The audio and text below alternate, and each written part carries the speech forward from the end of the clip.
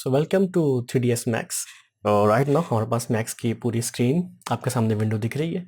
सो जो मैक्स की पहली क्लास होगी उसके अंदर हम लोग थोड़ा सा इंटरफेस, लेआउट, थोड़ी सी नेविगेशन, इन चीज़ों को कवर अप करेंगे। यह है top side, front, left and perspective.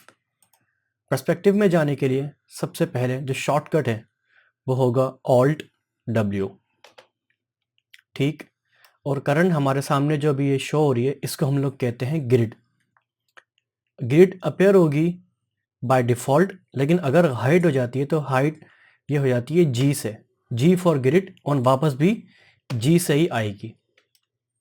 Grid का बहुत इंपॉर्टेंट रोल होता है सबसे पहली चीज़ हमारे पास, क्योंकि अगर ग्रिड हमारे पास ऑलरेडी डिफाइन है तो हम लोग ग्रिड के ही अकॉर्डिंग काम करते हैं। लेट्स सपोज कि मैं अगर कोई प्लेन अभी बनाता हूँ तो ये मुझे इसके डायमेंशंस देता है, लाइक ये 7x7, 70x70 I guess, not 70x70, yes, ये 70x70 मीटर्स की ग्रिड है। सो ग्रिड का बहुत इंपॉर्टेंट रोल होता है, और ग्रिड को हम लोग किस तरीके से चेंज भी कर सकते हैं वो हम लोग यहाँ से करते हैं। इसकी शॉर्टकट है एस, और जब ये अपेयर होगी तो आपके पास से कुछ इस तरीके से विंडो होगी। और मैं गया किससे था, यहाँ पर मैंने इसका राइट क्लिक करा तो आपके पास ये विंडो अपेयर हो जाएगी, जिसके अंदर स्नैप्स के भी ऑप्शन है, और किस किस तरीके से आप स्नैप करते हैं वो भी हम लोग कवर अप करते हैं। लेकिन फिलहाल अभी हम लोग ग्रिड पढ़ लें। तो ग्रिड का बता दूं कि देखें करंट जो स्पेस हमारे पास अभी है वो है 5, और अब इसको आप बढ़ा भी सकते हैं। देखिएगा जैसे ही मैं इसके नंबर्स आगे बढ़ाऊंगा तो आपकी ग्रिड साइज भी बढ़ जाएगा। ये देखिए जैसे ही मैंने 10 करा तो आपकी ग्रिड साइज भी बढ़ गई है। और जब मैं एक बॉक्स भी क्रिएट करता हूँ तो देखिएगा, और स्नैपिंग भी इसकी ऑन हुई है राइट टाइम। देखिए स्नैप इसका ऑन हुआ, और स्नैप में मैंने इंडिकेट करा हुआ है कि ग्रिड से मेरे साथ आप स्नैप कराएंगे। अच्छा, ये बाय डिफ़ॉल्ट भी होता है ग्रिड। सो मैं बॉक्स क्रिएट करता हूँ दिखाने के लिए आपको कि देखें बाय डिफ़ॉल्ट इसने जो है ना ग्रिड को स्नैप करा, और ग्रिड के अकॉर्डिंग ही इसने एक बॉक्स क्रिएट कर दिया विच इज़ 10x10। 10x10 की हमारी ग्रिड थी तो इसने 10x10 को कर दिया। इसी तरीके से मैं अगेन अपने ग्रिड को मैं बढ़ाता हूँ दोबारा, और मैं इसको कर देता हूँ 20x20। तो अब देखिएगा आपका बॉक्स जो है वो इसके, अगर मैं टॉप एंगल से देखता हूँ तो देखिएगा बॉक्स जो है ग्रिड के 1/4 पे पड़ा हुआ, यानी कि आपकी ग्रिड साइज जो है वो करंट अभी 20x20 की हुई है। मैं अगेन एक बॉक्स क्रिएट करूंगा, देखिए अभी आप, ये रहा। मैं पर्सपेक्टिव मोड के अंदर अभी आया हूँ तो देखिए ये बॉक्स जो क्रिएट हुआ है इसकी डायमेंशंस आ रही हैं 20x20। तो ये होता है हमारे ग्रिड का बहुत इंपॉर्टेंट रोल। जब कभी भी हम कोई चीज़ या कोई टेरेन बनाते हैं तो उसके लिए हम लोग ग्रिड साइज पूछते हैं कि ग्रिड साइज क्या है। गेम के अंदर मैं बात करूं कि गेम के अंदर अभी हम लोग कोई भी टेरेन बनाते हैं तो हम लोग उसकी टेरेन का साइज डिफाइन करते हैं कि भाई ये 1x1 किलोमीटर पर है, या 500x500 मीटर पर है, या 200x200 मीटर का मैप है। तो वो इस तरीके से डिफाइन होता है। सो ग्रिड का ये वाला काम था। ग्रिड हमारी कवर अप हो गई है। उसके बाद थोड़ा व्यू पोर्ट को हैंडलिंग देख लेते हैं कि व्यू पोर्ट किस तरीके से हैंडल होता है। तो आपने पकड़ना है ऑल्ट, और आपने पकड़ना है मिडिल माउस। ये देख रहे हैं आप, ऑल्ट पकड़ के रखना है और मिडिल माउस पकड़ के रखना है, तो आप अपने स्क्रीन को घुमा सकते हैं, अपने मॉडल को देख सकते हैं। ठीक है। अच्छा, मॉडल को खाली यानी कि जस्ट मूव कराना है तो वो आप किससे करा रहे होते हैं, मिडिल माउस से। अभी मैंने ऑल्ट नहीं पकड़ा हुआ, जस्ट मिडिल माउस मैंने क्लिक करा हुआ है, तो आपको यहाँ पर इस तरीके से एक चीज़ दिख रही है। उसके बाद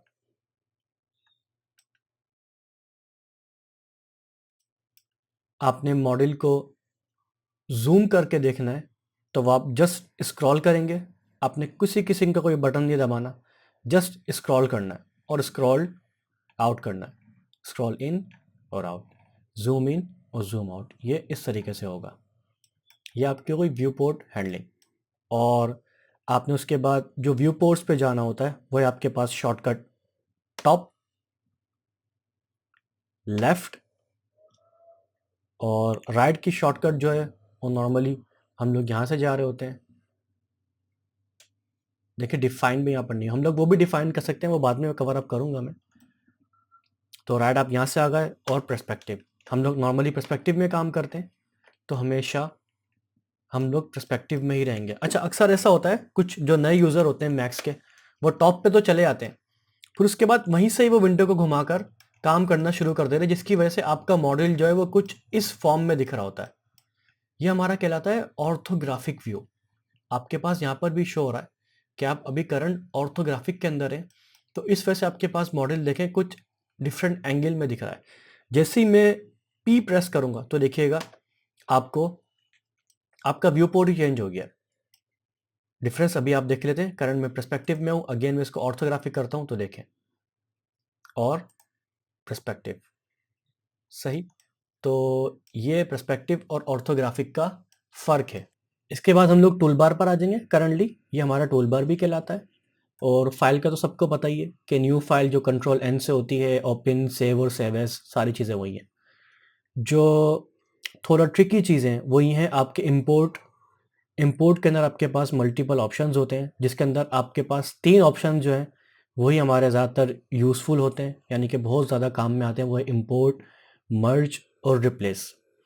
उसके बाद एक्सपोर्ट है।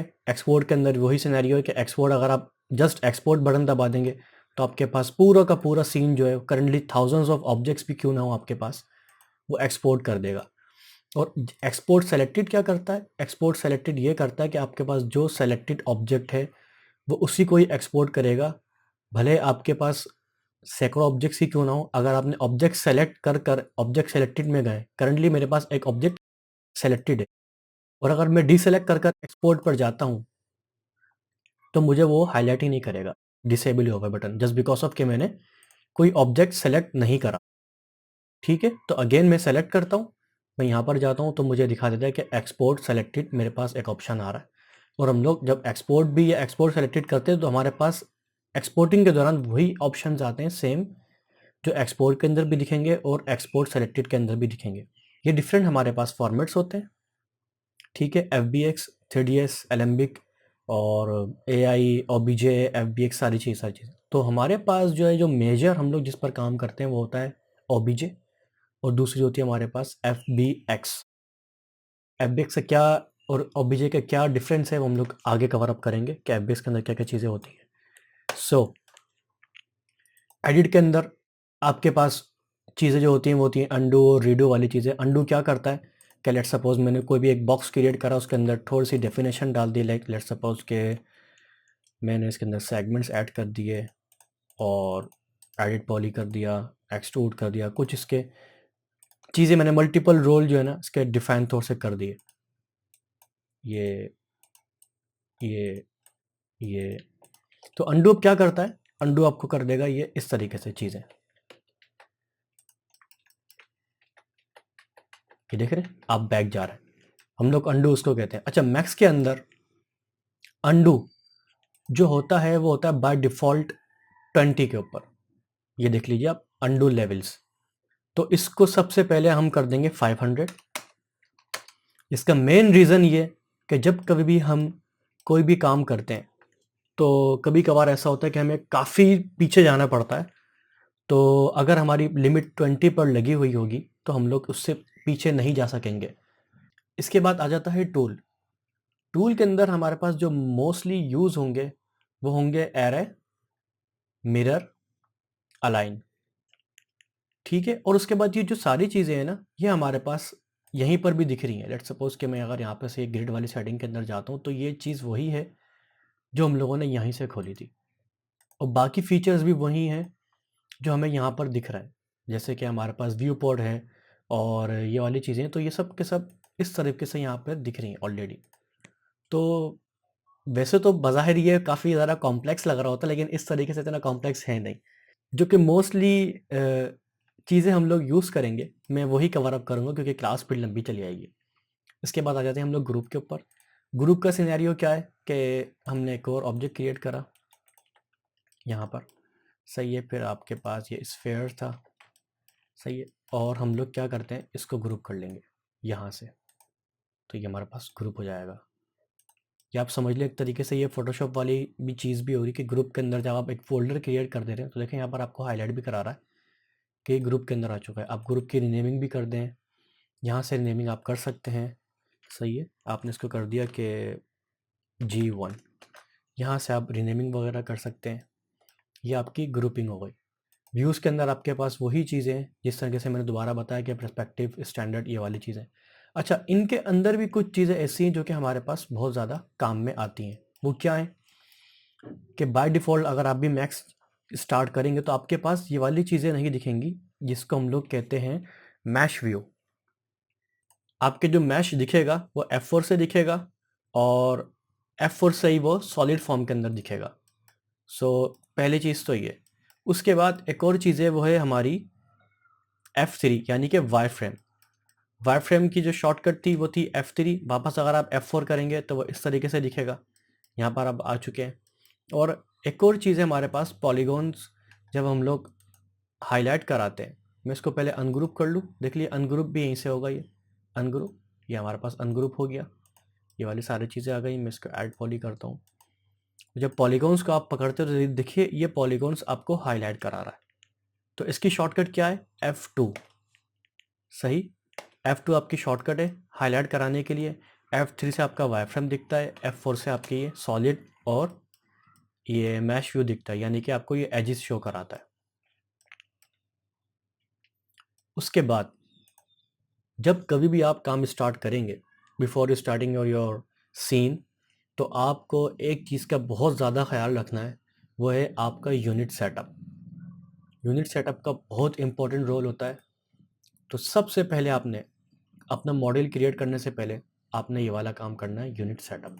यूनिट सेटअप क्या होते हैं? यूनिट सेटअप आपके ये वैल्यूज़ आ रही होती हैं कि मीटर्स, फीट, इंचेस और मिलीमीटर, सेंटीमीटर्स। तो आपको कर देना है मीटर के ऊपर। मैं ऑलरेडी इसको मीटर पे कर चुका हूँ तो इस वजह से मेरे पास मीटर में शो हो रहा है, वरना मेरे ख्याल में बाय डिफ़ॉल्ट जो है वो आपका ये इंचेस में सेलेक्टेड हुआ होता है। तो आपने इसको मीटर पर रख देना है और उसको 1 ही रखना है। उसके बाद आपने ओके करना है, देन ओके करना है। जब भी आप ऑब्जेक्ट क्रिएट करते हैं तो आपको उसकी जो प्रॉपर्टी दिखा रहा होता है वो दिखा रहा होता है मीटर के अंदर। कि मैं अगेन कोई एक बॉक्स क्रिएट करता हूँ स्नैप ऑन कर कर।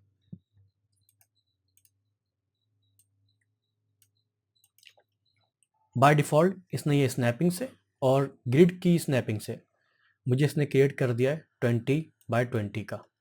और ये 20x20 क्या चीज़ है? ये मीटर्स हैं। जैसे मैं इसको यहाँ पर एम शो करता हूँ यानी कि एम फॉर मीटर, तो देखिए वैल्यू में कुछ चेंज नहीं आ रहा। और जैसे मैं इसको इंचेस करता हूँ, इंचेस की ये प्रॉपर्टी जो है वो आपके पास आती है डबल कॉमा से। ये तो ये देखें, ये 20 इंचेस ये रहे और 20 मीटर वो ये वाली चीज़ है। तो और फीट जो आता है 20 फीट अगर मैं करता हूँ तो आएगा सिंगल कॉमा से, ये ऊपर जाएगा। ये 20 फीट हो गया, सही। और 20 इंचेस डबल कॉमा से आएगा, ये इस चीज़ से हो चुका है। उसके बाद हम थोड़ी नेविगेशन को स्टडी करते हैं और कोई एक मॉडल इंपोर्ट करा लेंगे, थोड़ा सा इंपोर्टिंग का भी एक्सपीरियंस हो जाए।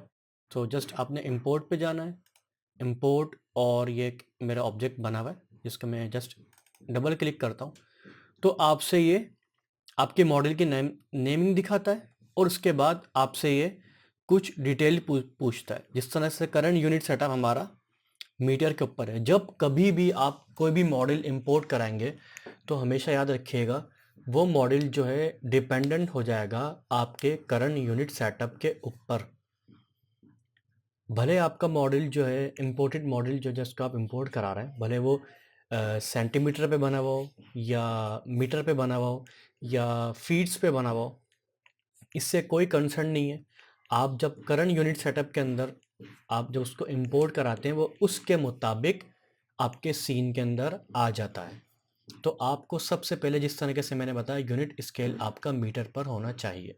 फिर आपसे ये ऑब्जेक्ट का स्केल पूछ रहा होता है कि इस ऑब्जेक्ट का स्केल आपको 1 रखना है कि आपको 2 रखना है कि आपने 100 रखना है। तो इसको तो हम लोग कुछ भी नहीं छेड़ते, जस्ट ये डिफ़ॉल्ट सेटिंग होती है और आपने जस्ट इसको इंपोर्ट करा देना होता है बस। हाँ, एक चीज़ और है कि अगर आप चाह रहे हैं कि मेरे मॉडल के अंदर कुछ चीज़ें ऐसी हैं जो कि नहीं इंपोर्ट होनी चाहिए, मिसाल के तौर पर कुछ एलिमेंट्स ऐसे होते हैं जिनकी हमें नीड नहीं होती, या फिर जो कि बहुत हैवी होते हैं इसके अंदर, तो हम लोग यहाँ से क्या करते हैं, जस्ट क्लिक कर देते हैं। तो वो चीज़ जो है हमारे वहाँ से हट जाएगी इंपोर्टिंग के दौरान, और जस्ट वही मॉडल इंपोर्ट होगा जिस पर हमने क्लिक करा हुआ होगा। तो फिर मैं जस्ट यहाँ से अभी इंपोर्ट करने लगा हूँ, और इंपोर्ट, ये आपके पास इंपोर्ट हो चुका है मॉडल। अब हम लोग पढ़ते हैं नेविगेशन। नेविगेशन क्या है वो आप देख लें कि मूव और रोटेशन और स्केल और सिलेक्शन, ये चीज़ें अभी कवर अप करते हैं। तो जिस तरीके से मैंने बताया कि मॉडल को आप सेलेक्ट ऑल पर आपने कर लिया। देखिए सिलेक्शन भी हाथ के हाथ हम लोग जब हम लोग काम करें तो नेविगेशन की कुछ चीज़ ऐसी हैं जो कि हम लोग करंटली इसके ऊपर काम कर भी रहे होते हैं, और वही हमारा एक्सपीरियंस हो रहा होता है। सो ऑब्जेक्ट को मूव किस तरीके से कराएंगे, ये आपके पास, इसको हम लोग पिवट भी कहते हैं और इसको हम लोग गिज्मो भी कहते हैं। ये मूव टूल सेलेक्टेड है हमारे पास, जिसकी शॉर्टकट है W, आपको यहाँ पर दिखा भी रहा है। सो हमारे पास ये 3 डिफरेंट डायरेक्शंस हैं। वाई, ये वाई पर इस तरीके से हो जाएगा। करंट मेरे पास स्नैप ऑन हुई हुई है, जिसकी वजह से देखें ये स्नैप के ऊपर जा रहा है। ये देख रहे हैं, आपको एक ग्रिड इंडिकेट करा रही है, जो आपके पास ये पीली लाइन शो हो रही है, विच मीन्स कि आपकी स्नैपिंग जो है वो ऑन हुई हुई है। तो मैं कंट्रोल Z दोबारा करता हूँ और मैं इस ग्रिड को हटा देता हूँ, जिसकी शॉर्टकट भी है S, और क्लिक से भी हट जाता है। तो अभी जब मैं मूव करूँगा तो देखें स्मूथली मूव होगा, ठीक है। और अभी आप मूव कर रहे हैं Y एक्सिस के अंदर, और सेम सिनेरियो इसका ही है कि आप जब मूव कराएंगे तो ये X से मूव कराएंगे, ये आपकी X डायरेक्शन आ गई, ठीक। और ये वाली चीज़ Z वाली आप Z से मूव कराएंगे। ये आपकी हो गई मूव की प्रॉपर्टी। उसके बाद आपके पास आ जाता है रोटेशन। रोटेशन की शॉर्टकट है E, और आप यहाँ से क्लिक से भी जा सकते हैं। अब रोटेशन का भी वही सिनेरियो है जो कि मूव का था, कि आप वाई एंगल पे घुमाएंगे तो ये इस तरीके से घूमना शुरू हो जाएगा। आपने एक्स एंगल पर घुमाना है तो ये इस तरीके से घूमना शुरू हो जाएगा, और आपने जेड एंगल पर घुमाना है, ये इस तरीके से हो जाएगा। 1 मिनट, सॉरी, जेड एंगल ये रहा, ये इस तरीके से घूमना शुरू हो जाएगा। तो ये थी आपकी रोटेशन। प्लस अब रोटेशन के अंदर आप देखें आपके पास एक डिजिट काउंट हो रहे होंगे, ये देखें आप, थोड़ा सा मैं ग्रिड ऊपर करता हूँ, ये देखें 75, 90, 94, 128। अब ये बाय नंबर जा रहा है, लेकिन मैं चाहता हूँ कि ये एंगुलर हो। जैसे कि अभी करंट ये टॉप से मैं अगर जाकर देखता हूँ तो बिल्कुल एक लाइन के अंदर है, अलाइन हुआ हुआ है। जब मैं इसको रोटेट करता हूँ तो ये कुछ अनइवन नंबर्स के अंदर रोटेट होना शुरू हो जाता है। मैं चाहता हूँ कि ये बाय एंगुलर हो। एंगुलर से मेरी मीन्स के 50 डिग्री के एंगल पर हो, या 45 डिग्री के एंगल पर हो, या 5 डिग्री के एंगल पर हो। तो वो किस तरीके से करेंगे हम लोग, हम दोबारा अगेन इसी विंडो के अंदर जाएंगे, और आपके पास यहाँ पर ऑप्शन आता है रोटेशन का, एंगल का, सॉरी वो ये रहा एंगल और स्नैप, उसने दोबारा मुझे यहीं पर ला के दे दिया। तो एंगल, एंगल किधर से आ रहा है, ये आपके पास ये दिख रहा है कि स्नैप की बराबर वाली विंडो ऑप्शन, और आपके पास ये दिख रहा है एंगल। सो मैं इसको लेट सपोज कर देता हूँ 10, कि मुझे 10 डिग्री के एंगल के ऊपर इसको घुमाना है। तो जैसे ही मैं इसको अब ऑन करता हूँ, रोटेट करता हूँ, तो देखिएगा ये सेम एज प्रीवियस घूम रहा है। ये एंगुलर नहीं घूम रहा, क्यों? क्योंकि यहाँ से ये इनेबल नहीं होगा। तो इसको इनेबल करने की शॉर्टकट है, वो है ए, और क्लिक के ऊपर भी हो सकता है। तो अब आप देखें 10, 20, 20, 10, 20, 30, 40, 50, 60, 70। मिसाल के तौर पर कोई आपके पास ऑब्जेक्ट एक है, और क्लाइंट ने कहा कि उसको भाई आप 90 डिग्री पर घुमा दें। तो आपने क्या करना है, जस्ट एंगल के ऊपर आए, आपने एंगल को डिफाइन दे दिया कि भाई 10 डिग्री मैं रख देता हूँ। उसके बाद आप जहाँ पर जाते हैं वो 10, 20, 30, 40, 50, 60, 70, 80 और 90, ये आपने ऑब्जेक्ट को घुमा दिया। ये एग्जैक्ट 90 डिग्री के एंगल के ऊपर है, ठीक है। तो यही सिनेरियो इसका भी है कि आपने इसको अगर लिटा देना है तो आप इस तरीके से भी कर सकते हैं। ये बाय स्नैप यानी कि बाय एंगल रोटेट हो रहा है। उसके बाद हमारे पास आ जाती है स्केल। स्केल की जो शॉर्टकट है वो है आर, और स्केल के अंदर भी आपके पास डिफरेंट प्रॉपर्टीज़ हैं। पहले वाला तो यही है। उसके बाद अगर आप बीच वाले से, यानी कि आप जो इंडिकेशन दे रहा है, इसने जो है करंट अभी एक्स वाई जेड तीनों पकड़े हुए हैं। इस वजह से आपको देखें यहाँ से भी कवर अप कर रहा है, यहाँ से भी कवर अप कर रहा है, और जेड डायरेक्शन से भी कवर अप कर रहा है। मैं जब इसको स्केल करता हूँ तो देखें ये ग्रेजुअली स्केल हो रहा है, ठीक। और जब मैं जस्ट इसको जेड एक्सिस से स्केल करूंगा तो ये देखें कुछ इस तरीके से होगा। और यही सिनेरियो उसका भी है कि आप जब इसको वाई एंगल से करेंगे तो ये इस तरीके से स्ट्रेच होना शुरू हो जाएगा, और आप जब इसको इस तरीके से करेंगे तो ये यहाँ से होना शुरू हो जाएगा। अच्छा, मोस्टली जो है ये वाली स्केलिंग इन ऑब्जेक्ट्स पर तो नहीं होती, लेकिन हम लोग इन ऑब्जेक्ट्स पर यूज़ करते हैं। अब मुझे इसको थोड़ी सी इसकी हाइट बढ़ानी है, तो जस्ट मैं ये वाली स्केलिंग जेड एक्सिस से इसको बड़ा करना शुरू कर दूंगा। ये देख रहे हैं। तो ये वाली चीज़ जो हम लोग यहाँ पर करते हैं मोस्टली इन ऑब्जेक्ट्स पर, तो इस तरीके से स्केलिंग कभी भी नहीं होती। हाँ, इस तरीके से होगी जो आपके ऑल डायरेक्शन के अंदर जो है ना ये स्केल अप कर देगा। ये तो हम लोग बहुत ज़्यादा यूज़ होता है। और ये वाली चीज़ जो है आप इस तरीके से करेंगे सोलो ऑब्जेक्ट्स के अंदर। जब आप कोई किसी भी ऑब्जेक्ट की क्रिएशन करेंगे तो ये वाली चीज़ आप छेड़ सकते हैं। लेकिन मैं रेकमेंड आपको करूँगा कि आप जो हैं वो ऑब्जेक्ट फॉर्म में ना जाएं, आप मॉडल फॉर्म से इसको स्केल करें, यहाँ से स्केल करें। ये वर्टेक्स मोड के अंदर आ गया हूँ, ये बाद वाला फीचर है, हम लोग इसको भी कवर अप करेंगे। अच्छा, स्केल के अंदर एक और ऑप्शन है जो कि ये वाला भी है। वो क्या करता है, वो भी यही कर रहा है करंट, क्योंकि हम लोगों ने सेलेक्ट यही करा हुआ था। ये वाला देख लेते हैं, ये भी यही कर रहा है। और उसके बाद है ये वाला। तो ये जो है ना ये लोकली करता है। इसके ये स्केल का मुझे आज तक समझ में नहीं आया कि ये स्केल क्यों बना है। मे बी कि कोई ना कोई रीज़न होगा, लेकिन मोस्टली ये एक ही स्केल यूज़ होता है हमारे पास, वो है डिफरेंट डायरेक्शन वाला, जो कि ये है। बस आपने भी नहीं करना, आपने भी जस्ट इसी को यूज़ करना है, ठीक। उसके बाद आपके पास आ जाते हैं आपके गिज़्मो। गिज़्मो क्या होते हैं, जैसे कि मेरे पास ये ऑब्जेक्ट है, मैं इसको डिलीट कर देता हूँ। ये ऑब्जेक्ट है और मैं इसको स्क्रीन कर देता हूँ, तो करंट ये जिस एंगल के ऊपर मेरी स्क्रीन अभी शो हो रही है, ये आपको उसी के एंगल पे दिखा देता है। जिसकी एग्जांपल ये रही कि मेरी जेड डायरेक्शन इसने बिल्कुल कैमरे के तरफ करेगी, यानी कि कैमरा यानी कि हमारी स्क्रीन, यानी कि आपका व्यू पोर्ट अभी जिस एंगल पर है, ये आपको उसी एंगल पर इसका गिज़्मो शो करा रहा है। जैसे जैसे मैं इसको घुमाऊंगा तो ये देखें, आप देख रहे हैं ये वाली चीज़, ये आपका जो जेड डायरेक्शन है ये हमेशा कैमरा फेसिंग पे रहेगी। ये है स्क्रीन मोड, ठीक है। तो ये जो है किस काम आता है, ये जब ऑब्जेक्ट के अंदर हम लोग किसी दूसरे ऑब्जेक्ट को प्लेस कर रहे होते हैं तब काम आता है। वो हम लेटर ऑन इसको भी स्टडी करेंगे। इसके बाद ये हमारे डिफरेंट व्यूज़ आते हैं, view, screen, world, parent, local. इनका भी इतना कुछ ख़ास काम मेजर इस तरह से होता नहीं। नॉर्मली हम लोग व्यू पर ही काम कर रहे होते हैं, तो आई सजेस्ट कि आप लोग व्यू पर ही रखें। और अगर स्क्रीन आप पे किसी गलती से कुछ स्क्रीन या वर्ल्ड लोकल पर चले भी जाते हैं तो उसका कुछ इतना मसला है नहीं। आप उसको दोबारा से व्यू पर आ जाएं और उसी मोड पर रहते हुए काम करें। अच्छा, इसके बाद आपके पास आ जाती है हल्की सी पिवट पॉइंट का ही ये भी इसी का एक पार्ट है।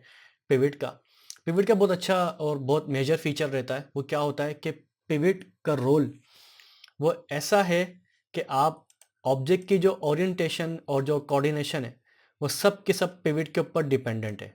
कैसे कि अभी देखें, ये पिवट जो है इसका सेंटर में, और करंट मेरे पास जैसे मैं मल्टीपल ऑब्जेक्ट्स को सेलेक्ट करता हूँ तो ये इसका मीन निकालता है, क्योंकि कुछ ऑब्जेक्ट्स इसके बाहर भी हैं, कुछ ऑब्जेक्ट्स इसके अंदर भी हैं, कुछ छोटे छोटे ऑब्जेक्ट्स भी हैं। तो इसका इसने मीन निकाल कर इसको कुछ यहाँ पे इसने क्रिएट करा हुआ है बाय डिफ़ॉल्ट। और जैसे ही मैं इसको पिवट में जाता हूँ और मैं इसको कहता हूँ कि भाई सेंटर में आप रख दें, ऑब्जेक्ट का सेंटर, तो देखें इसने पिवट को यहाँ पे रख दिया है। और फिर उसके बाद जब आप रोटेट कराते हैं तो देखिएगा वही वाली चीज़, ये ऑब्जेक्ट के सेंटर से रोटेट होता है।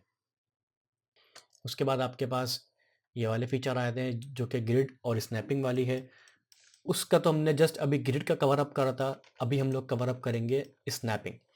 स्नैपिंग किस तरीके से होती है कि करंट अभी आपकी स्नैप जो है वो ग्रिड से हुई हुई है।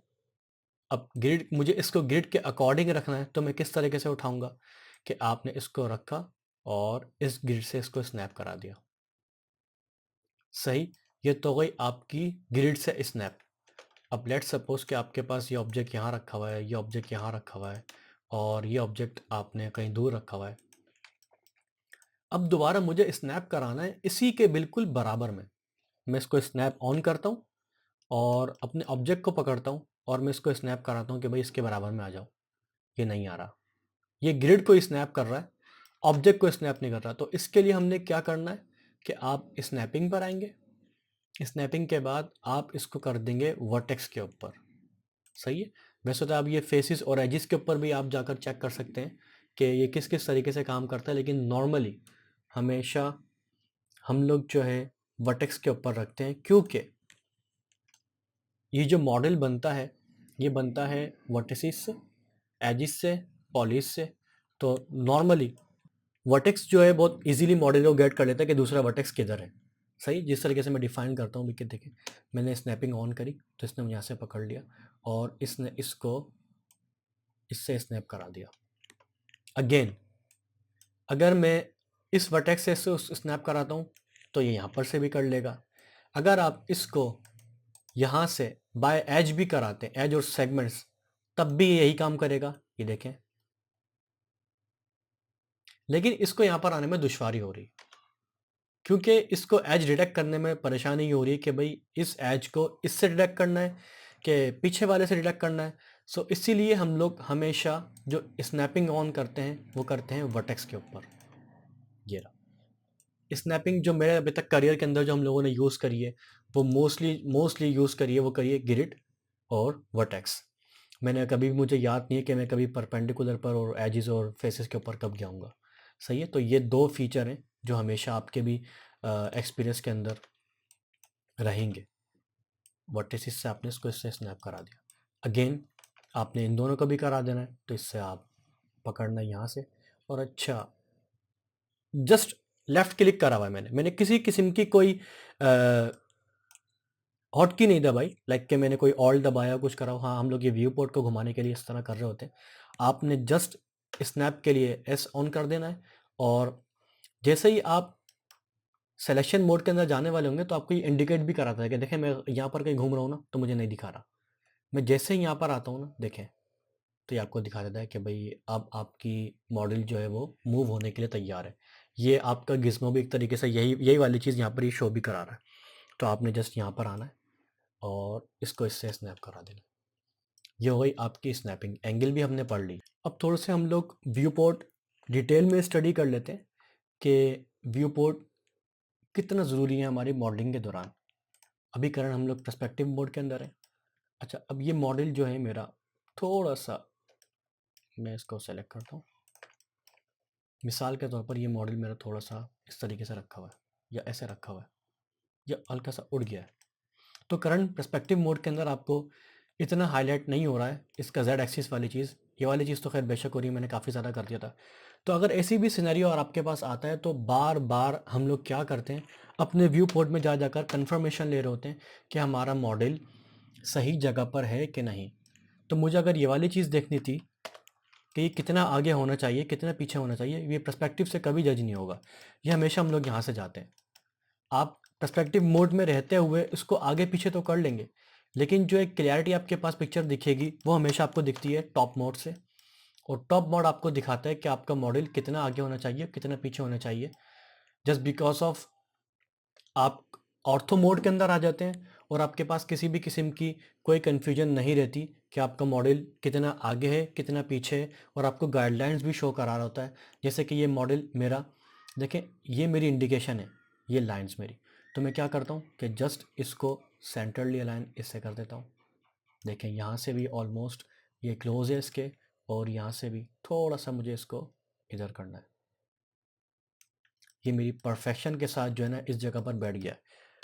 अब मैंने जो है ना अपना मॉडल मेरी जेड एक्सिस से कितना ऊपर है या कितना नीचे है, कभी कभार ऐसा होता है कि हमें दिख नहीं रहा होता कि वो आपकी वर्ल्ड को, यानी कि आपकी लैंड को वो इंटरसेक्शन हो रही होती है, वो आपको नहीं दिख रहा होता। जब आप गेमिंग इंजन के अंदर अपना मॉडल प्लेस करते हैं तो देखते हैं कि भाई मॉडल तो है वो, उसके टायर नीचे दब रहे हैं, या फिर कैरेक्टर के जो पाँव हैं वो नीचे जा रहे हैं, आपके जो कैरेक्टर ने शूज़ पहने हैं वो जो है ना प्रॉपरली आपकी लैंड के ऊपर नहीं है। तो उसी के लिए हम लोग क्या करते हैं, फ्रंट मोड के अंदर आ जाते हैं। तो देखिए ये आपको इंडिकेशन यहाँ से मिल रही है एग्जैक्ट। पर्सपेक्टिव मोड के अंदर आपको इतना खास नहीं दिख रहा था, जैसे आप फ्रंट मोड के अंदर आए आपको पता लग गया कि ये कितना नीचे है, कितना ऊपर है आपके लैंड से या फिर आपकी जो बेस ऑब्जेक्ट है उससे। तो आपने जस्ट यहाँ पर इसको नीचे कर देना है। कभी कभार ऐसा भी होता है कि मैं आपका मॉडल जो है ना यहाँ से करना है, लेकिन आपको और क्लोज जाकर काम करना होता है, लेकिन आपका पिवट उस तरफ है, आपका पिवट टॉप साइड पर है। तो मैं क्या यहाँ से मैं कैसे मूव कराऊंगा, मैं दोबारा बाहर जाता हूँ तो मैं जूम जूम आउट हो जाता हूँ। तो इसके लिए आपने क्या करना है कि पहले आपने किसी भी एक्सिस, जिस एक्सिस पर आप काम कर रहे हैं उस एक्सिस पर पहले अपने मॉडल को हल्का सा ऊपर नीचे कर लेना, यानी कि उस डायरेक्शन में ऊपर नीचे कर लेना है। फिर उसके बाद जब आप यहाँ पर आते हैं तो आपको मूव टूल यहाँ पर भी शो करा रहा है, आप यहाँ पर आकर इस तरीके से भी कर सकते हैं। एक और एग्जांपल छोटी सी दे देता हूँ कि आपने इसको ऐसे रखा हुआ है, इसको नीचे रखा हुआ है, फिर इसको ऐसे रखा हुआ है। तो करंटली तो खैर ये दिख रहा है क्योंकि बहुत ज़्यादा ही बेसिक ऑब्जेक्ट्स हैं, लेकिन आपको इसको एक इसमें अलाइन करना है। ये देख लें आपके पास यहाँ से दिख रहा है कि मॉडल इस तरीके से रखे हुए हैं। आपने क्या करना है, एस ऑन करा यानी कि स्नैप, ये लगा दिया और ये लगा दिया। एक और चीज़ ये कि कभी भी आप स्नैप जो है वो फ्रंट मोड से या लेफ़्ट मोड से या टॉप मोड से बिल्कुल भी ना करिएगा। उसका मेन रीज़न ये कि मुझे नहीं पता होता कि मेरा जो स्नैपिंग है, मेरी जो स्नैपिंग है वो फ्रंट मोड में इसने इससे करिए या फिर इससे करिए। ये बहुत ज़्यादा गलती होती है, यानी कि ये इन मुझसे भी कभी कभार गलती होती है कि मैं किसी भी एंगल में जाकर, लेट्स सपोज कि मैं लेफ़्ट मोड के अंदर हूँ या टॉप मोड के अंदर हूँ और मैं स्प्लाइन से कोई चीज़ क्रिएट कर रहा हूँ और मैं स्नैपिंग ऑन कर देता हूँ, तो इसको नहीं पता होता कि आप इस एंगल के बारे में स्नैप कर रहे हैं या इस एंगल से स्नैप कर रहे हैं या इस एंगल से स्नैप कर रहे हैं। सो हमेशा आप जब कभी भी मॉडल की स्नैपिंग करेंगे वो करेंगे इस पर्सपेक्टिव मोड के अंदर। सही है, कभी भी आप जो है ना टॉप, लेफ्ट और राइट एंगल से स्नैपिंग नहीं करेंगे। आप अगेन यहाँ पर आए और आपने इसको इससे स्नैप करा दिया। एक और चीज़ जो कि बहुत ज़्यादा दुश्वारी होती है स्टूडेंट्स को काम करते दौरान, वो क्या होती है कि स्केल मॉडलिंग जब वो कर रहे होते हैं। स्केल मॉडलिंग क्या होती है कि कोई भी आपका ऑब्जेक्ट अगर है तो आप उसको रियल स्केल के ऊपर मॉडल कर रहे हैं। लेट्स सपोज कि कोई भी आपका, एक माइक की एग्जांपल ले लेते हैं कि माइक बहुत छोटा कंपोनेंट है, तो माइक की जो डायमेंशंस हैं वो ऑलमोस्ट 2 इंच उसकी हाइट होती है, और उसका अगर रेडियस की बात करें तो अराउंड वो भी 2 या 2.5 के ऊपर जाएगा। तो मैं जस्ट एक बॉक्स क्रिएट कर लेता हूँ 2 इंचेस का, ठीक है। मैं यहाँ पर 2 और ये इंचेस में डाल दिए, इसके काफ़ी ज़्यादा छोटा हो गया, ठीक है। सेम एस 2 इंचेस, इसकी हाइट को भी 2 इंचेस कर देता हूँ। ये आ गया 2 इंच का बॉक्स। लेकिन जब मैं जूम करता हूँ तो देखें मैं इसकी जो लास्ट इसकी वो पिक्सल, सॉरी वर्टेक्स, इसके ऊपर नहीं जा पा रहा क्योंकि इतना छोटा मॉडल है, मैं इसके अंदर जूम कर ही नहीं सकता हूँ। तो इसके लिए बेस्ट ऑप्शन क्या है आप काम करने के लिए, आप इसको कर लेते हैं ऑर्थोग्राफिक के अंदर काम। ये आपके पास मॉडल आ गया, अब आप इसके अंदर जितना भी जूम करना चाहेंगे आप कर सकते हैं। ये ऑर्थोग्राफिक का फ़ायदा है। ऑर्थोग्राफिक में काम करने का फ़ायदा कि जब कभी भी आप स्केल मॉडलिंग कर रहे होंगे और आपको ये वाली दुश्वारी आएगी, हमेशा आएगी जब आप कभी स्केल मॉडल करेंगे, छोटे छोटे कंपोनेंट्स जब आप बना रहे होंगे, तो आप जब कैमरे को उस ऑब्जेक्ट के अंदर जूम करेंगे तो वो कैमरे से पास थ्रू है, ऑब्जेक्ट से पास थ्रू हो जाएगा। जो कि मेरे साथ अभी ये वाली सिनेरियो हो रहा था, मैं जूम करता हूँ तो मैं अंदर चले आता हूँ ऑब्जेक्ट के। तो इसके लिए आपने क्या करना है, हमेशा आप ऑर्थो मोड में जाएंगे और फिर अपना काम आप निकाल लेंगे ऐसे। जैसे मुझे यहाँ पर इसको इससे स्नैप कराना था तो मैंने ये लिया और स्नैप करा दिया। यही चीज़ अगर आप पर्सपेक्टिव में लेकर करेंगे तो हो तो जाएगी, लेकिन देख रही है कितनी दुश्वारी हो रही है। मैं स्नैप कराना चाह रहा हूँ, लेकिन वो स्नैप जो है ना वो दूसरी डायरेक्शन में लेकर जा रहा है, लाइक वो पीछे वाले वर्टिसेस को सेलेक्ट कर रहा है। अव्वल तो ये पकड़ ही नहीं रहा, पहली चीज़ तो ये, इसको बहुत दुश्वारी हो रही है। तो सजेशन, बेस्ट सजेशन यही है कि आप ऑर्थो मोड के अंदर आकर अपनी जो भी आपको काम करना है छोटे कंपोनेंट के अंदर, आप उससे काम कर सकते हैं। एक तो चीज़ ये हो गई स्केल मॉडलिंग के अंदर। दूसरी चीज़ ये कि आप बहुत सारी चीज़ें ऐसी हैं कि आपको बहुत ज़्यादा दुश्वारी हो रही है। फिर उसके बाद एक और दुश्वारी आ जाती है, वो क्या आती है जब आप एक्सट्रूड या इंट्रूड ये वाली चीज़ें कर रहे होते हैं मॉडल के अंदर और डेफिनेशन डाल रहे होते हैं और उसके अंदर जो है ना डिटेल्स ऐड कर रहे होते हैं। तो आपकी जो नंबर आप जब डालते हैं, जैसे मैं नंबर यहाँ पे डाल लेता हूँ 52 या 5 समथिंग कर कर, तो जब आप नंबर डाल लेते हो तो नंबर भी बहुत ज़्यादा आपको तंग कर रहे होते हैं। तो उसका एक और ऑप्शन क्या है आपके पास कि जस्ट आप अपने मॉडल की, या आपको 100 दिखा रहा है स्केल यहाँ पर सारी चीज़ें, यानी कि ये बाय डिफ़ॉल्ट 100 100 100 यानी कि एक्स वाई जेड इसकी जो प्रॉपर्टी है वो 100 बाय डिफ़ॉल्ट लेती है। आपने क्या करना है, इतना बड़ा कर लें इसको आप, ठीक है। अब आपने जो भी काम करना है वो इस तरीके से कर लें। अब आप करंट पर्सपेक्टिव मोड के अंदर भी काम कर सकते हैं, और आपने उसके बाद जो भी आपने काम करा, छेड़खानी करी, मैं ज़रा सा एक्सट्रूड इंट्रूड कर लेता हूँ। जो भी आपने करा, मिसाल के तौर पर आपने जो है इसके ये वाले कंपोनेंट्स को एक्सट्रूड करना था, आपने ये वाली चीज़ करी, और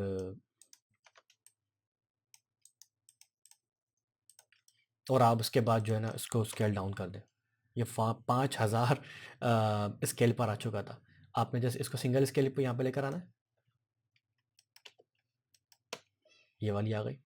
एक इसका ये वाला फीचर भी बहुत अच्छा है स्केलिंग के अंदर ही, कि जस्ट आपने एक के ऊपर क्लिक करना है, देखें बाकी जो है वो डिसेबल हो गए। आपने जैसे इस पर काम करना है, आपने वापस कॉन्टेक्ट पे करना है, और अब आप जो है ना वो इसको वापस इसके स्केल के ऊपर लेकर आ जाएं। ये हो गई आपकी ऑर्थो की एक और हेल्प कह लें या एक और फीचर कह लें, ये आपके पास ये वाली चीज़ भी आ गई। उसके बाद ये कुछ टूल बार के अंदर हमारे कुछ फीचर्स ऐसे हैं जो कि हम लोग बाद में भी कवर अप करेंगे, लेकिन टूल बार का थोड़ा सा और बता दूं कि टूल बार आप इजीली जो है ना कुछ कंपोनेंट्स अगर आपको तंग कर रहे हैं या आपको नहीं चाहिए, तो आपने जस्ट यहाँ पर आना है और इसको जस्ट यहाँ से बाहर निकाल देना है।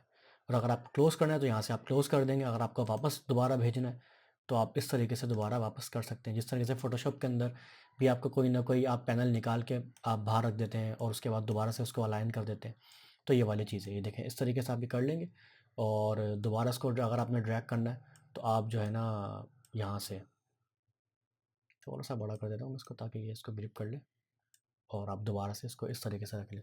तो आप यहाँ इस तरीके से भी अपना कस्टमाइजेशन कर सकते हैं, और जो मर्ज़ी चाहे आप यहाँ पर जो भी आपके कंपोनेंट हैं या फिर जो भी आपके पैरामीटर्स हैं, मॉडिफायर्स हैं, वो आपको आप यहाँ पर इस तरीके से ऐड कर सकते हैं। किसी किस्म की कोई आपको कोई हॉटकी दबाने की ज़रूरत नहीं है, जस्ट आपने क्लिक करना है, इसको बाहर निकाल देना है और इसी तरीके से ऐड कर देना है। फिर हमारे पास आ जाती है सिलेक्शन टूल।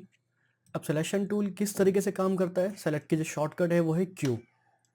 ये मैंने क्यू दबाया तो आपके पास ये सेलेक्ट ऑब्जेक्ट मोड के अंदर आ गए। फिर सेलेक्ट ऑब्जेक्ट मोड के अंदर आपके पास डिफरेंट मोड्स हैं, यानी कि सिलेक्शन आपके पास मार्की आ जाती है। वो कौन कौन सी हैं, क्या जगह जिससे आप इसको दबा के रखते हैं तो आपके पास दिखना शुरू होता है कि आपके पास है एक रेक्टेंगुलर, यानी कि स्क्वायर भी कह सकते हैं, फिर आपके पास सर्कुलर, फिर एक काइंड ऑफ लेसो टूल, फिर एक स्प्रे है, और दूसरा ये है एक सिलेंड्रिकल। तो ये किस किस तरीके से काम करते हैं इनको देख लेते हैं। कि जैसे हमने बाय डिफ़ॉल्ट जो इसका अब ये वाला होता है वो क्या करता है, नॉर्मली जिस तरह फोटोशॉप के अंदर भी होता है, जैसे आपने रीजन सेलेक्ट करना है और आपके पास देख रहे हैं मल्टीपल ऑब्जेक्ट्स सेलेक्ट हो गए। अच्छा, डी सेलेक्ट करना है तो नॉर्मली डी सेलेक्ट का भी वही बाय डिफ़ॉल्ट जो एक ट्रेडिशनली चलता हुआ आ रहा है कि आप जस्ट ऑल दबाते हैं और आप डी सेलेक्ट कर लेते हैं। आपको ऐड करना है मैनुअली तो आप शिफ्ट दबाते हैं और आप जो है वो ऑब्जेक्ट को सेलेक्ट कर लेते हैं। तो ये चीज़ तो वही ट्रेडिशनली है।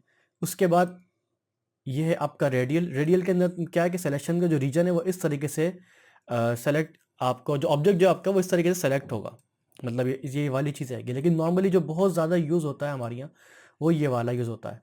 मोस्ट इन केस कभी कभार इस तरीके की चीज़ें आती हैं कि आपको ऑब्जेक्ट के अंदर रहते हुए कुछ पॉलीगॉन्स सेलेक्ट करने होते हैं, कुछ पॉलीगॉन सेलेक्ट नहीं करने होते, तो इसके लिए लेसो टूल कभी कभार यूज़ कर लेते हैं। मैं इसको लेसो कह रहा हूँ, मुझे नहीं पता ये इसको क्या कहना चाहिए, लेकिन मैं इसको लेसो ही कहता हूँ। तो आप लोग को क्या करना है कि जैसे मैं सेलेक्ट करूँगा इसके अंदर, मैं अपने इसके अंदर आया हूँ, वर्टिसिस मोड के अंदर आया हूँ। तो देखें ये इस तरीके से आपको सिलेक्शन करने में आसानी रहेगी, ये देख रहे हैं अब आप। और एक और चीज़, 3D के अंदर आपको हमेशा इस चीज़ का ख्याल रखना है कि आप कभी भी अपने पर्सपेक्टिव में अगर काम तो करें, लेकिन कभी भी ये मत समझे कि मैंने फ्रंट की चीज़ पर काम कर रहा हूँ तो बैक पर काम नहीं हो रहा होगा। ये चीज़ देख लें। मैं अगेन करता हूँ कि मैं जस्ट डिसेलेक्ट करता हूँ यहाँ पर से, और मेरे सामने ये मैं 4 वर्टिसेस सेलेक्ट कर रहा हूँ। देखें नहीं, ये मैंने 4 सेलेक्ट करे हैं, लेकिन ये 3D है तो इसने इसके जो पास थ्रू चीज़ें हो रही थी, इसने इसको भी सेलेक्ट कर लिया है।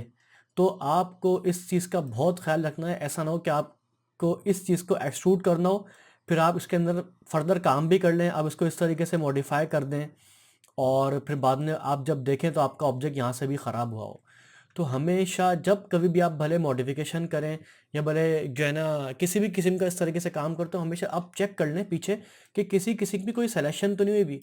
तो आप अपने आप को यूज़ टू कर लें कि हमेशा आपने अपना व्यू पोर्ट को बार बार घुमा कर देखना है जब कभी भी आप काम कर रहे हो। तो जिस तरीके से मैंने भी सिलेक्शन ली, अगेन मैं लेता हूँ ये वाली चीज़, मैं दोबारा घुमा के देखूँगा अगर कुछ चीज़ सेलेक्ट हो नहीं, ये मैंने करी तो इसके बाद मैं दोबारा आऊँगा और इसको मैं डीसेलेक्ट कर दूँगा।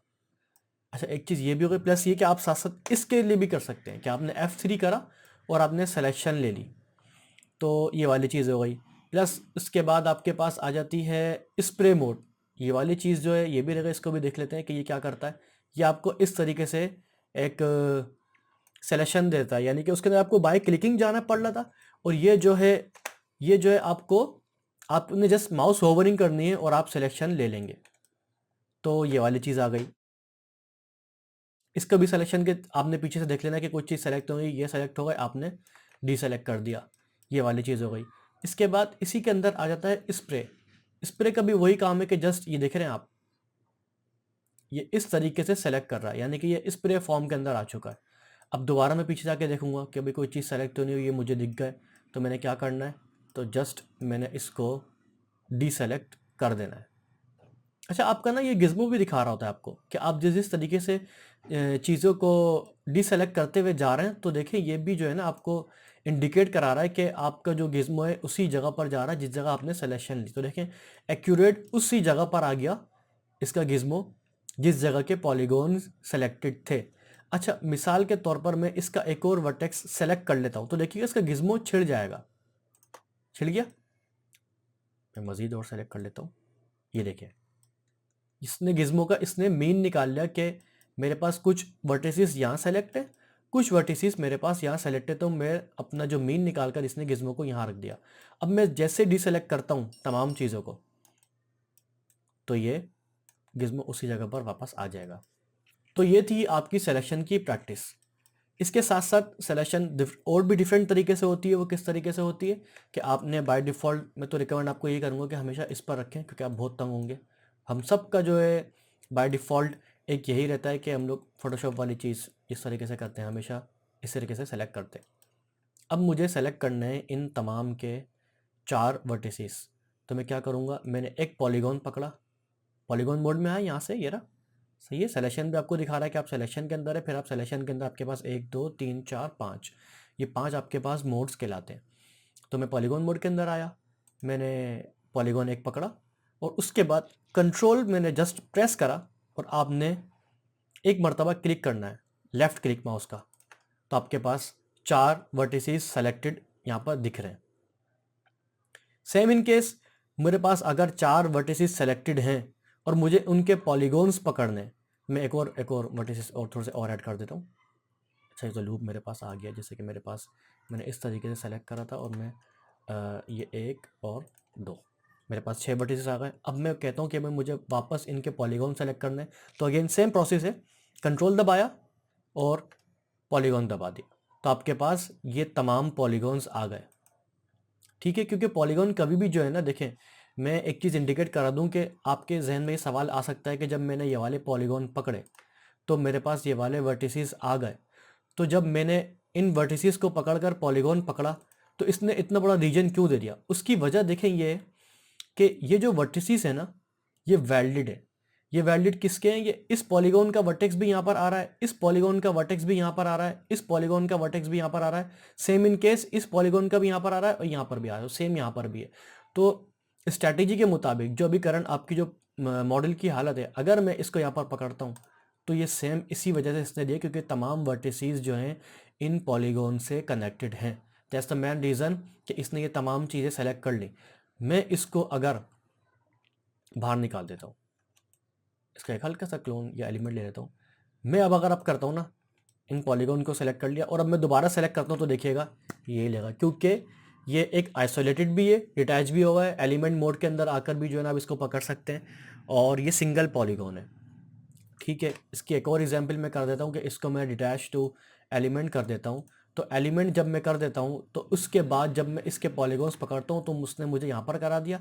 और सेम इन केस में पॉलीगॉन पकड़कर सेलेक्शन दोबारा करता हूँ, सॉरी वर्टिसेस पकड़कर दोबारा पॉलीगॉन की सिलेक्शन लेता हूँ, तो अब देखिएगा ये सिर्फ यहीं पर रहेगा, क्योंकि इसने वर्टिसेस को तोड़ दिया है जब मैंने डिटैच करा था। तो वो जो सिलेक्शन जो मल्टीपल पॉलीगॉन्स की आ रही थी, उसका रीज़न यही था कि ये उसके तमाम रीजन वालों को सेलेक्ट कर रहा था। ठीक, सेम प्रोसेस एजिस का भी है कि मुझे अगर इनके एजिस पकड़ने, ये इस तरीके से पकड़ लेगा। ठीक है, फिर आपने बॉर्डर लेना है। कहीं पर भी हमारे पास बॉर्डर नहीं है तो ये वाला टूल कहीं पर भी काम नहीं करेगा, कहीं पर भी काम नहीं करेगा। बॉर्डर हमेशा वहाँ पर आता है कि जहाँ पर से आपके मॉडल कहीं ना कहीं से ब्रेक हुआ हो। ब्रेक से मुराद क्या है कि मैंने यहाँ पर आके इन पॉलीगॉन्स को डिलीट कर दिया। अब इसने ये बॉर्डर मेरे लिए है, और अभी जैसे मैं क्लिक करूँगा तो देखिए आपको इंडिकेट भी करा रहा है। अभी माउस जो है वो एरो की फॉर्म में आ रहा है, लेकिन जैसे ही इसको कहीं बॉर्डर मिलता है तो ये सिलेक्शन की फॉर्म में आ जाता है, और ये मुझे क्लिक करने पर दिखाता भी कि बॉर्डर ये रहा। सो बॉर्डर आप यहाँ से सेलेक्ट कर सकते हैं। एजेस जिस तरीके से बता दिया, एजेस भी इसी को ही सिलेक्शन हो सकती है, ये मैंने सेलेक्ट कर लिया है। और एजेस को हम लोग दूसरे तरीके भी सेलेक्ट करने के हमारे पास, वो क्या है आपको नीचे दिख भी रहा होगा, रिंग और लूप। रिंग क्या होता है कि कोई भी मैंने एक एज पकड़ा और मैंने बटन दबा दिया रिंग का, तो ये तमाम इसके जो फ्लो चल रहा है इसके हिसाब से ये उन एजेस को पकड़ लेगा, ये कहलाते हैं रिंग। और सेम इन केस लूप क्या होता है, लूप मैंने इसको पकड़ा तो इसने मुझे इस तरीके से सेलेक्ट करा दिया लूप। सो ये रिंग और लूप का डिफरेंस है एज मोड के अंदर। सेम इन केस वर्टिसेस के अंदर आपने अगर वर्टिसेस पकड़ने तमाम एज के, तो मैं क्या करूँगा, जस्ट वही प्रोसेस पुराना जो हम लोगों ने अभी स्टडी करा था कि एज मैंने लूप के अंदर तमाम सेलेक्ट कर लिए, उसके बाद जस्ट कंट्रोल प्रेस करूँगा, कंट्रोल वर्टिसेस, ये मेरे पास तमाम वर्टेक्स आ गए। सेम इन केस के मुझे अगर लंबी वाली जो लाइन थी, ये जो सीरीज आ रही है, इसको हम रिंग भी कहते हैं, लूप कहते हैं सॉरी, ये लूप के अंदर, तो मुझे अगर इसके वर्टिसेस पकड़ने तो मैं कंट्रोल प्रेस कर कर ये मेरे पास आ जाएंगे। और अगेन कि मुझे अगर इसके पॉलीगॉन सेलेक्ट करने तो मैं कंट्रोल पकड़ कर पॉलीगॉन पकड़ूंगा तो मुझे ये पॉलीगॉन सेलेक्ट करके दे देगा। एक चीज़ बस ये नोट कर लें कि देखें मैंने जैसे ही इसको इस लूप की मदद से पॉलीगॉन्स पकड़े तो देखें इसने मुझे ये वाले पॉलीगॉन भी दे दिए और ये वाले पॉलीगॉन भी दे दिए, जिस तरीके से मैंने पिछली मरतबा बताया था इनके वर्टिसेस वैलिड हैं, तो इसी वजह से इसने सेलेक्ट कर लिया। लेकिन मैं जैसे ही इसकी हेल्प से मैं सिलेक्शन करूँगा तो देखिए ये पॉलीगॉन्स यही लेगा। ठीक है, तो हमारे पास जो रीजन था वो अभी डिफाइन था, इसकी वजह से वो बाहर नहीं जा सका। तो ये थी हमारी सिलेक्शन की। एलिमेंट क्या करता है, एलिमेंट ये करता है कि ये मेरे पास कंप्लीट एक एलिमेंट है। मैं अगर किसी भी पॉलीगॉन को या मैं किसी भी रिंग को, जैसे मैंने ये पकड़ी और मैंने ये करा, रिंग करा और पॉलीगॉन्स पकड़े और मैंने इसको यहाँ से ये करा दिया, तो इसने मुझसे पूछ भी लिया कि भाई एलिमेंट चाहिए, क्लोन चाहिए, मैंने एलिमेंट पे रखा। तो अब आप देखिएगा एक एलिमेंट ये रहा और एक एलिमेंट ये रहा। वर्टिसेस जिस चीज़ के ब्रेक हुए होंगे वो एलिमेंट की फॉर्म में आ जाता है, तो ये कहलाती है हमारी सिलेक्शन। जिस तरीके से हमने यहाँ पर भी पढ़ लिया और यहाँ पर भी पढ़ लिया। डी सेलेक्ट करने का तरीका वही है कि जस्ट आपने ऑल प्रेस करना है और आपने जैसे ये मैंने कंट्रोल ए सेलेक्ट कर लिया था, उसके बाद ऑल पकड़ कर मैं डी सेलेक्ट कर सकता हूँ। उसके बाद एक और ऑप्शन हमारे पास लास्ट रह गया है, वो है श्रिंक और ग्रो। ये दोनों क्या करते हैं, ये लोग अपने नाम से भी इंडिकेट करवा रहे हैं कि इनका फंक्शन क्या हो सकता है। लेट्स सपोज कि मैंने ये ऊपर वाले तमाम पॉलीगॉन्स को सेलेक्ट कर लिया। अच्छा, मैं डबल क्लिक से कर रहा हूँ, देखें ना आप, मैं अगर यहाँ नहीं जा रहा हूँ, जस्ट यहीं पर ही मैं डबल क्लिक प्रेस करता हूँ तो मुझे ये सेलेक्ट करके दे देता है। तो इसी तरह मैं अगर लूप पकड़ूंगा तो मैं ये वाली फॉर्म पकड़ूंगा, जस्ट मैं यहाँ पर क्लिक करूँगा ना डबल, तो ये मुझे ये वाला दे देगा। यहाँ से डबल क्लिक कर रहा हूँ तो रिंग सेलेक्ट कर रहा है, यहाँ से मैं डबल क्लिक कर रहा हूँ तो लूप सेलेक्ट कर रहा है। ये आपको खुद ही इसको डिफाइन करना पड़ेगा कि आप क्या सेलेक्ट करना चाह रहे हैं। आप अगर मल्टीपल टाइम यहाँ से जाना नहीं चाह रहे तो आपने जस्ट इसको करना है और डबल क्लिक करना है, तो ये आपको लूप सेलेक्ट करके दे देगा। तो मैं ग्रो बता रहा था कि आपने जस्ट यहाँ पर आए और पॉलीगॉन्स पकड़े। अब मैं चाहता हूँ कि ग्रेजुअली जो है ना मेरी सिलेक्शन बढ़े, तो मुझे क्या करना है, ये मैं जस्ट ग्रो पे बटन दबाऊंगा, देखिएगा, grow grow grow grow grow grow, ये मेरी सिलेक्शन बढ़ती जाएगी और इन दी एंड ये यहाँ पर आकर ख़त्म हो जाएगी। सेम इन केस मुझे अगर श्रिंक करनी हो तो मैं क्या करूँगा, श्रिंक श्रिंक श्रिंक श्रिंक, तो ये आपकी सिलेक्शन इस तरीके से श्रिंक होती रहेगी। ये बड़े काम में आते हैं जब आप कोई कॉम्प्लेक्स मॉडलिंग कर रहे होते हैं, फिर आपके पास नंबर ऑफ पॉलीगॉन्स बहुत ज़्यादा हो जाते हैं और आपको ध्यान रखते हुए पॉलीगॉन्स को जो है वो डीसेलेक्ट करना होता है या सेलेक्ट करना होता है। तो आप जो है ये जो ग्रो और श्रिंक है ये बड़ा काम में आता है। और एक और चीज़ हमारे पास सॉफ्ट सिलेक्शन की, मैं आपको इसके साथ साथ बता दूं कि सॉफ्ट सिलेक्शन के अंदर ग्रो कितना काम करती है, ग्रो श्रिंक ये वाली चीज़, कि देखें मैं ये एलिमेंट मोड पे तोड़ दूं। चल अच्छा, ये बता भी दूं मैं कि देखें, आपके पास ये मल्टीपल ऑब्जेक्ट्स अगर इस तरीके से होंगे एलिमेंट की फॉर्म में, तो आपकी सॉफ्ट सिलेक्शन की मोड जो है, आपने जितना भी रीजन डिफाइन करा हो, सॉफ्ट सिलेक्शन करता क्या है मैं थोड़ा सा बता देता हूँ फंक्शन इसका। ये देखें, सॉफ्ट सिलेक्शन के अंदर मैंने ये शुरू के एजेस पकड़े हुए और मैं इसको हल्का सा बढ़ाता हूँ, तो ये देखें ये वाली चीज़ हल्की सी एक शेप के अंदर जो है ना वो सॉफ्ट सी जो शेप के अंदर जो है ना वो स्क्वीज और स्ट्रेच हो रही है। यहाँ पर इतना खास फर्क नहीं पड़ रहा, लेकिन जैसे ही मैं इस पॉलीगॉन को पकड़ूंगा ना, इन एज को पकड़ूंगा, तो देखिएगा, ये देख रहे हैं, तो ये सॉफ्ट सिलेक्शन का फंक्शन है। तो मैं बताना ही चाह रहा था कि अगर आपके पास इस तरीके से मल्टीपल ऑब्जेक्ट्स होंगे एलिमेंट फॉर्म के अंदर, एलिमेंट फॉर्म के अंदर क्या होते हैं, जैसे मैं आपको बताया था कि एक एलिमेंट ये रहा, एक एलिमेंट ये रहा, और अगेन मैं इसको एक और एलिमेंट में तोड़ देता हूँ, तो ये नहीं कर रहा क्योंकि सॉफ्ट सिलेक्शन है, जबकि एलिमेंट्स इसके अंदर जब मैं इस तरीके से कर दूंगा तो आपके पास ये एलिमेंट फॉर्म के अंदर आप आ चुके हैं। तो ये देखिएगा, मैं वापस अंडू कर दूं, मैं एक और एलिमेंट ले लूं, तो आपके पास बज़ाहिर तो 3 ऑब्जेक्ट्स दिख रहे हैं, सही है ना, मैं इन ऑब्जेक्ट की बात कर रहा हूँ जो सेलेक्टेड ऑब्जेक्ट है। बज़ाहिर 3 ऑब्जेक्ट्स दिख रहे हैं, लेकिन 3 ऑब्जेक्ट्स ये क्या है, एलिमेंट के अंदर है। एक एलिमेंट ये रहा, एक एलिमेंट ये रहा, एक एलिमेंट ये रहा। तो जब भी आप कभी सॉफ्ट सिलेक्शन इस्तेमाल करेंगे तो उस दौरान आपको उस जो स्पेसिफिक ऑब्जेक्ट है उसको आपने डिटैच कर देना है। कैसे, कि आपने जस्ट यहाँ पर आना है और डिटैच टू ऑब्जेक्ट कर देगा, एलिमेंट नहीं करेगा, क्योंकि एलिमेंट करेंगे तो वो उसी ऑब्जेक्ट के अंदर ही रहेगा। आपने जस्ट इसको डिटैच टू ऑब्जेक्ट कर देना है, फिर उसके बाद आप सॉफ्ट सिलेक्शन से जो खेलना चाहें वो खेलें। आपको जो भी शेप समझ में आ रहा है आप अपने हिसाब से उसको मॉडिफिकेशन करें, उसके साथ खेलें, हल्की सी प्रैक्टिस करें कि सॉफ्ट सिलेक्शन किस किस तरीके से क्या क्या काम आ सकती है। तो ये सॉफ्ट सिलेक्शन का काम है। तो वैसे बड़े मज़े का टूल है ये। आप इसको मॉडिफाई करें किसी भी ऑब्जेक्ट को इस तरीके से, या ऐसे कर लें, तो देखें आप जो है ना किसी भी शेप को आप डिफाइन कर सकते हैं। सॉफ्ट सिलेक्शन का काम ये देख रहे हैं। आप इसकी प्रॉपर्टी को भी छेड़ सकते हैं। प्रॉपर्टी क्या है, करंट बाय डिफ़ॉल्ट जो है वो 20 पर हुई हुई है। आप इसको राइट क्लिक करा आपने, राइट क्लिक से बिल्कुल ज़ीरो पर आ गया, यानी कि किसी भी किस्म की सिलेक्शन अभी नहीं हो रही। तो मैं चाहता हूँ कि मेरी स्लाइटली जो है ना सिलेक्शन जो है वो सॉफ्ट सिलेक्शन हो स्लाइटली।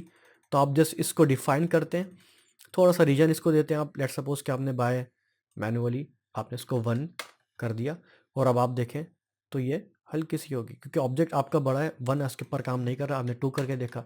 मैं चाहता हूँ खाली मेरे 3 एजेस जो है ना, ये 3 एजेस जो है वो सॉफ्ट सिलेक्शन की फॉर्म में आ जाए। तो मैं जस्ट 3 दबा के देखता हूँ, 3 पर भी नहीं कर रहा, 4 या 5 पर आ गया। तो अब आप देखिएगा इसकी हल्की सी जो है ना वो फॉर्म बड़ी है। तो मैं 10 कर देता हूँ, अब आप देख लें आ गई। वो वाली चीज़। तो सॉफ्ट सिलेक्शन का ये पिंच और फॉल क्या होता है, ये आपकी जो सॉफ्ट सिलेक्शन का जो रीजन है ना, वो उसको कंप्रेस कर देता है, ये पिंच और ये फॉल। अब आप इसकी शेप भी देखिएगा, ये देख रहे हैं, ये देखें अब आप, बढ़ा भी रहा है और घटा भी रहा है। तो फॉल ऑफ का फंक्शन अलग है और पिंच का फंक्शन अलग है, लेकिन आप जो है मॉडिफाई अपने मॉडल को इस तरीके से कर सकते हैं। आपने सेम इन केस कि आपने किसी ऑब्जेक्ट को पकड़ा, यहाँ से आपने ये 3 ऑब्जेक्ट्स पकड़े, थोड़ा सा आपने जो है इसका रीजन बढ़ा दिया, और अब आपने क्या कहा, मुझे थोड़ा सा मैं इसको एक्सक्लूड कर देता हूँ, ये देखें। कुछ भी आप मॉडल की शेप दे सकते हैं सॉफ्ट सिलेक्शन से, जैसे कि मैंने ये पकड़ लिए और 3 यहाँ के पकड़ लिए, और उसके बाद पीछे के भी मैंने 3 पकड़ लिए। ये मैंने ऑल्ट क्यू करा है, ऑल्ट क्यू। तो आइसोलेशन मोड के अंदर आपका जो मॉडल है वो आ जाता है, और मुझे अनहाइड ऑल करना है, तो जस्ट मैंने क्या करना है, अनहाइड ऑल, तो आपके पास सारे ऑब्जेक्ट आ जाएंगे। जब कभी भी आप नंबर ऑफ ऑब्जेक्ट्स आपके पास ज़्यादा हो जाते हैं, तो आपको व्यू पोर्ट के अंदर हैंडलिंग में थोड़ी सी दुश्वारी होती है, तो आप क्या करते हैं, ऑल्ट क्यू, या आपने प्रेस करा और आप आइसोलेशन मोड के अंदर आ गए। अगर आपको बाय मैनुअल जाना है, तो वो यहाँ से भी आता है कि यहाँ पर एक आपके पास ऑप्शन आ रहा होगा आइसोलेशन सेलेक्शन, या आप यहाँ से भी आ गए और आप अनहाइड ऑल कर देंगे तो आपके पास सारे आ जाएंगे। तो मैंने ये सारे कर लिए, और मुझे हल्की सी इसकी शेप देने का मैं कह रहा था सॉफ्ट सिलेक्शन की हेल्प से। तो देखिएगा, ये मैंने इसको किसी भी किस्म का कोई एक मैंने हल्का सा इसको ये वाली चीज़ करा दी, और ये हमारा फर्स्ट सेशन था जिसको हमने कवर अप करा। मिलते हैं अगली क्लास के अंदर, अगले सेशन के अंदर, जिसके अंदर हम लोग पढ़ेंगे मज़ीद और फीचर्स।